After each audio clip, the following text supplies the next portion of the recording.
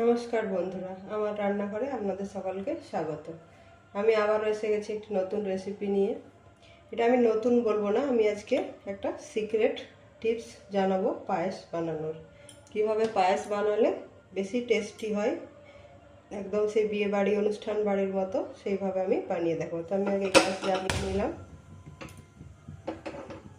কিছু টিপস আছে, সেটা ফলো করলেই একদম পায়েসের স্বাদ দ্বিগুণ হবে। প্রথমে আমি কড়াই বসিয়ে নিয়েছি আর নিয়ে নিয়েছি এখানে গোবিন্দভোগ চাল। এটা ধুয়ে আমি জলটা ঝরিয়ে রেখেছি। আর নিয়ে নিয়েছি এখানে গরুর দুধ 1 লিটারের মতো। 1 লিটারের মানে এটা 100 থেকে একটু কম আছে চালটা, কারণ বেশি চাল দিলে টেস্ট ভালো হবে না। তাই 1 লিটার দুধে 100 চাল বা 100 থেকে কম দিতে হবে। এখানে একটা কথা বলে রাখি, একটা টিপস, এখানে আমি একটু ঘি নিয়ে নিচ্ছি, দেশি ঘি, ঘরের তৈরি দেশি ঘি। আপনারা কেনা ঘিও দিতে পারেন। এটাতে দিয়ে দিলাম। এরপরে এর মধ্যে দিয়ে দেবো আমি একটা তেজপাতা।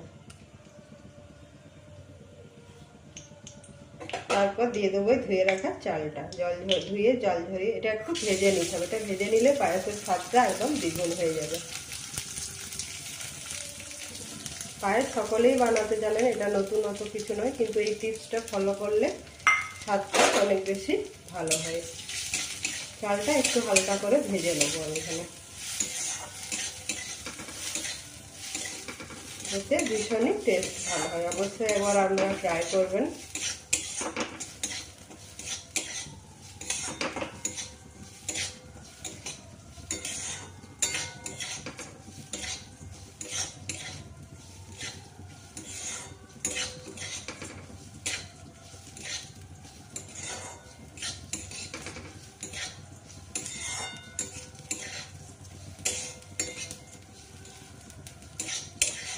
গরুর দুধ না থাকলে আমুল দুধ বা গুঁড়ো দুধ দিয়েও করতে পারেন, কিন্তু একটু গরুর দুধ দিলে টেস্ট বেশি ভালো হয়।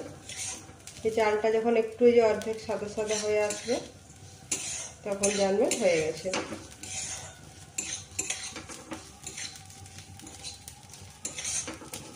আমার হয়ে গেছে ভাজা। এরপরে আমি দুধটা ঢেলে দেবো।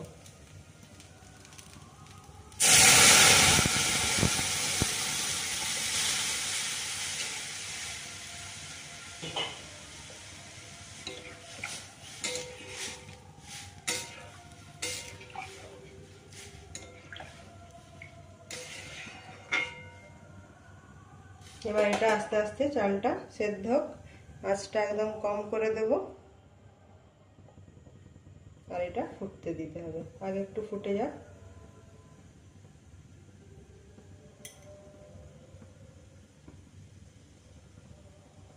এটা চালটা সেদ্ধ হওয়া পর্যন্ত আমাদেরকে ওয়েট করতে হবে। যে প্রায় সেদ্ধ হয়ে এসেছে চালটা, হয়ে এসেছে। এরপরে আমি এই পর্যায়ে দিয়ে দেবো কাজু কিশমিশটা।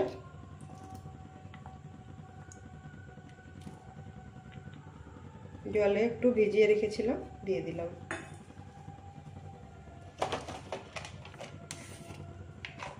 আর দিয়ে দিচ্ছি দুটো বড় এলাচ, একটু ছেঁচে নেব।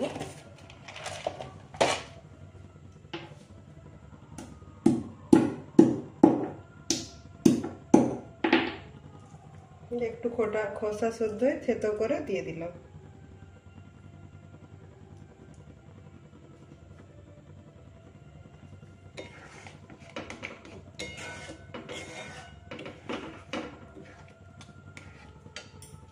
এখানে আরেকটা টিপস আমি বলে রাখি, চিনির বদলে যদি আপনারা বাতাসা দিতে পারেন তাহলে পায়েসের স্বাদ অনেক বেশি ভালো হয়। কেন বাতাসাটা দিলে জল কাটে না, চিনিটাতে যেমন জল কেটে যায়, বাতাসাটা দিলে বেশ একটা আঠা আঠা ভাব হয়, খেতে খুব ভালো লাগে। এই কিছু টিপস যদি মেনে পায়েস বানানো যায় তাহলে পায়েসের স্বাদ অনেক বেশি ভালো হয়।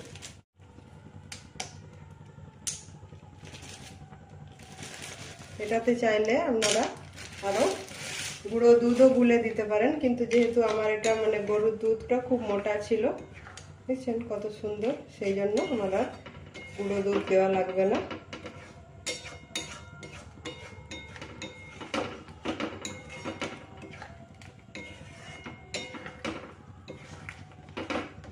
আবার একটু যদি সামান্য দিয়েও দেওয়া যায় তাহলে আরও ভালো টেস্ট হবে। একটু আমি দিয়েই দিই, ওই ওর ওপরেই ছড়িয়ে দেব। আপনারা চাইলে গরম জলে গুলেও দিতে পারেন, আমি এর ওপরে একটু একটু ছড়িয়ে দিচ্ছি। না, এটা যখন মুখে একটু একটু দানা দানার মতো লাগবে, এটা আরও বেশি ভালো লাগে খেতে।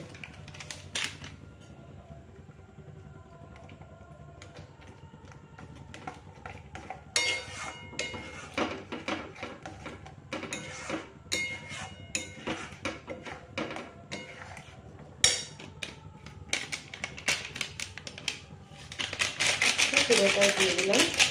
এটা একটা ছোট্ট 10 টাকার প্যাকেট, ওটা আমি দিয়ে দিলাম, যে আমুলের ছোট প্যাকেট 10 টাকা।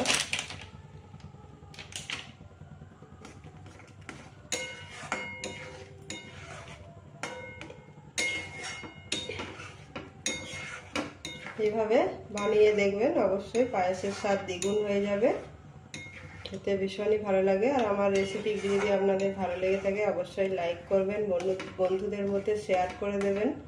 আর যারা এখনো সাবস্ক্রাইব করেননি তারা নতুন নতুন রেসিপি পেতে অবশ্যই আমার চ্যানেলটিকে সাবস্ক্রাইব করে রাখবেন। ধন্যবাদ। আর একটু ফুটে যায়, একটু বাতাসাটা দিলাম, এটা একটু গলতে সময় লাগবে। আর মিষ্টিটা নিজেদের পছন্দ মতো দেবেন, হালকা। আর যারা বেশি মিষ্টি খান বেশি মিষ্টিও দিতে পারেন। আমি এখানে মিডিয়াম রেখেছি।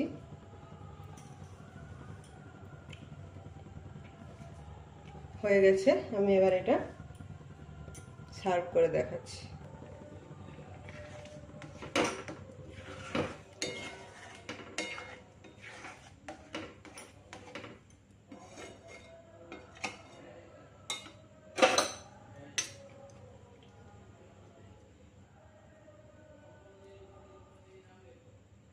ভীষণ খেতে সুন্দর হয়, এভাবে সার্ভ করে দিন। তার উপর থেকে আমি একটু গার্নিশিংয়ের জন্য দিয়ে দিলাম।